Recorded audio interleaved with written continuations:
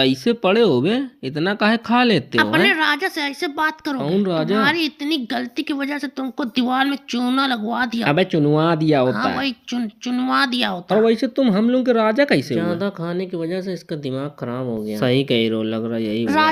राजा के मुंह पे बिल्कुल घोर के अपमान। अबे घोर अपमान। हाँ वही घोर अपमान। अच्छा महाराज आप बताएं हमारे महाराज कैसे हैं आप? अबे तुम्हारा खर्चा कितना है? 2000। तुम सबका? हम सबका मिला के 10,000। और हमारा 20,000। तो राजा कौन हुआ? अरे हाँ महाराज की